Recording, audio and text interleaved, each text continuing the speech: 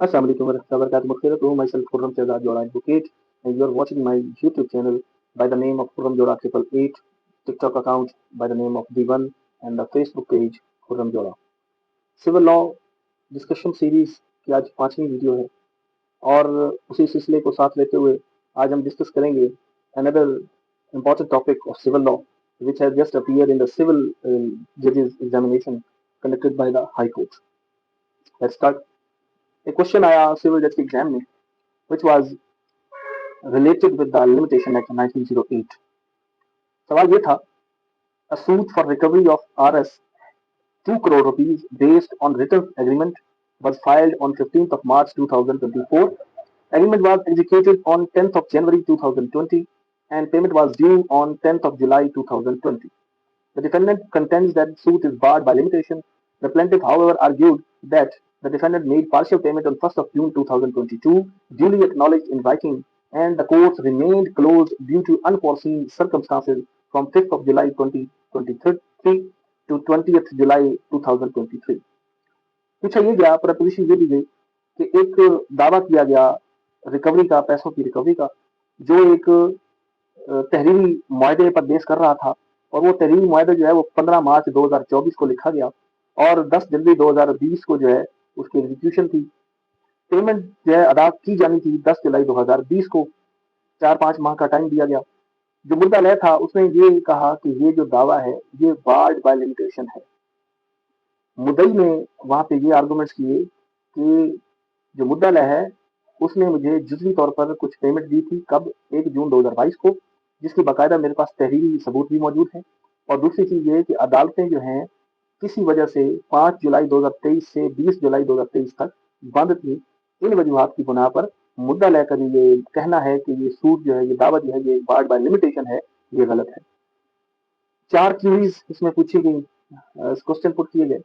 पहला था कि determine starting point of limitation and site relevant article of limitation act. Limitation किस वक्त से स्टार्ट होगी इस प्रपोजिशन में, और कौन कौन से रेलेवेंट आर्टिकल्स हैं लिमिटेशन एक्ट 1908 के जो इससे रिलेट करते हैं। दूसरी चीज पूछी गई, examine whether suit is within limitation, कि क्या ये जो दावा है ये विद इन लिमिटेशन है या नहीं, इसकी रीजन दी जाए। तीसरा पूछा गया कि लीगल इफेक्ट क्या है एक्नॉलेजमेंट का या पार्ट पेमेंट का अंडर लिमिटेशन एक्ट। दूसरी चीज पूछी गई कि क्लोजर ऑफ कोर्ट जो है on the computation of limitation, उसका लीगल इफेक्ट क्या है। जब अदालतें बंद हो जाती हैं तो लीगली क्या इफेक्ट पड़ता है इसका लिमिटेशन के अंदर। चौथा इसमें क्वेश्चन पूछा गया कि would your findings change if the acknowledgement was oral instead of written. क्या अगर वो जो एक्नॉलेजमेंट थी, जो रिटन थी, अगर वो रिटन ना होती, ओरल होती, तो फिर क्या तनाजुर, फिर क्या इसके रिजल्ट निकलते, इसकी आप वजूहात बताएं। तो let's solve it. Limitation act पे ये क्वेश्चन पूछा गया और लिमिटेशन एक्ट जो बहुत टेक्निकल सब्जेक्ट है। अमूमी तौर पे क्वेश्चन पेपर में जब क्वेश्चन पूछा जाता है तो बहुत टेक्निकल होता है, लेकिन जब आप थोड़ा सा उस पर डीपली जाएंगे, गौर करेंगे, तो वो चीजें सामने आ जाती हैं जो बहुत ईजी साबित होती हैं। तो पहली चीज जो पूछी गई वो था कि स्टार्टिंग पॉइंट ऑफ लिमिटेशन इस प्रपोजिशन का, इस केस का, वो क्या होगा और रेलेवेंट लॉ क्या है। तो जनाब रेलेवेंट लॉ जो है वो आर्टिकल 115 ऑफ लिमिटेशन एक्ट 1908 है, जो क्या कहता है कि compensation for breach of contract in writing, registered and not herein specifically provided for, or in practical recovery matters, courts often apply the general principle that limitation begins when the money becomes due. Article 115 क्या कहता है कि जो recovery के cases होते हैं वहां पे स्टार्टिंग पॉइंट ऑफ लिमिटेशन कौन सा होगा, जिस दिन वो पेमेंट ड्यू थी वो स्टार्टिंग पॉइंट ऑफ लिमिटेशन होगा। अब इस केस में, इस केस के तनाजुर में अगर हम देखें तो जो एग्रीमेंट एग्जीक्यूट हुआ वो 10 जनवरी 2020 को हुआ और जो पेमेंट ड्यू डेट थी वो क्या थी, 10 जुलाई 2020। तो इसलिए कॉज ऑफ एक्शन जो है वो स्टार्ट होता है 10 जुलाई 2020 को।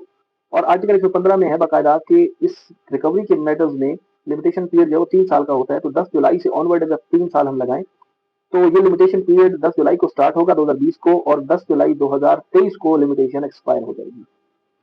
दूसरा क्वेश्चन पूछा गया, whether the suit is within limitation. देखिए जी, दावा दायर हुआ 15 मार्च 2024 को। अभी मैंने बताया कि जो लिमिटेशन है वो स्टार्ट होगी 10 जुलाई 2020 से स्टार्ट होगी और 10 जुलाई 2023 को वो खत्म होगी। तो prima facie this appears beyond the original limitation periods ending on 10 जुलाई 2023। लेकिन यहाँ पे एक और चीज दी गई कि जो मुद्दा लय है उसने कुछ पेमेंट्स पार्शियल दी थी मुद्दई कहता है कि पार्शियल पेमेंट्स हुई जिनके बकायदा तहरीरी सबूत भी मौजूद हैं, और वो कब दी? 1 जून 2022 को दी। फिर साथ में मुद्दई ये भी कहता है कि 5 जुलाई 2023 से 20 जुलाई 2023 तक अदालतें भी बंद थी। तो कानून हमें बताता है आर्टिकल 19 ऑफ लिमिटेशन एक्ट कि जहाँ पे पार्शियल पेमेंट दी गई हो किसी भी रिकवरी मैटर में, और उस पार्शियल पेमेंट की बकायदा रिटर्न सबूत मौजूद हो, तो फिर जो लिमिटेशन पीरियड है वो पार्शियल पेमेंट की जो डेट है वहां से स्टार्ट होगा। सेक्शन 19 हमें बताता है, where payment on account of a debt is made before expiration of limitation and acknowledged in writing signed by the person making the payment, a fresh period of limitation begins from the date of payment. तो इस case में original limitation expiry कौन सी थी? 10 जुलाई 2023। Part payment कब दी गई? 1 जून 2022। जी, तो हम यहाँ पे थे कि जो fresh limitation period of 3 years है वो अब शुरू होगा 1 जून 2022 से। तो 1 जून 2022 से जब fresh period of limitation start होगा तो then it would expire on 1 June 2025। और जो केस दायर किया गया वो कब किया गया? 15 मार्च 2024 को। तो 15 मार्च 2024 जो है ये क्लियरली बताता है कि this suit is within limitation. दूसरी चीज पूछी गई कि कोर्ट क्लोजर का इफेक्ट क्या होगा, तो सेक्शन 4 ऑफ लिमिटेशन एक्ट हमें बताता है कि अगर किसी केस की लिमिटेशन एक्सपायर हो रही है, फर्ज करो 2 तारीख को अदालत बंद है, तो वो लिमिटेशन स्टॉप कर जाएगी और वो दोबारा शुरू तब होगी जब अदालत ओपन होगी, चाहे 10 दिन गुजर जाए चाहे 20 दिन गुजर जाए। तो थर्ड क्वेश्चन पूछा गया कि लीगल इफेक्ट क्या है एक्नॉलेजमेंट का या पार्ट पेमेंट का। लिमिटेशन एक्ट का सेक्शन 19 ही जो है वो इफेक्ट ऑफ पेमेंट या part payment on account of debt हमें बताता है। तो अगर तो पार्ट पेमेंट्स होती हैं, लीगल इफेक्ट ये है कि पार्ट पेमेंट होती हैं बिफोर एक्सपायरी ऑफ लिमिटेशन, और जो एक्नॉलेजमेंट है वो बकायदा रिटर्न है, तो फिर fresh period of limitation start होगा। लेकिन अगर जो एक्नॉलेजमेंट है वो रिटर्न नहीं है, वो सिर्फ ओरल है, तो फिर फ्रेश पीरियड ऑफ लिमिटेशन जो है वो स्टार्ट नहीं होगा। इसके लिए 3-4 चीजें याद रखें कि वो जो एक्नॉलेजमेंट है must be made before the expiry of original limitation and must indicate existence of ड्यूरल liability. उस लायबिलिटी का मौजूद होना जरूरी है। थर्ड वन जो मोस्ट इंपॉर्टेंट पॉइंट है, that is must be in writing and signed by the debtor और authorised agent. वो एक्नॉलेजमेंट जो है रिटर्न वो साइंड होनी चाहिए या उस पार्टी से या फिर उसके किसी अथॉराइज्ड एजेंट की तरफ से।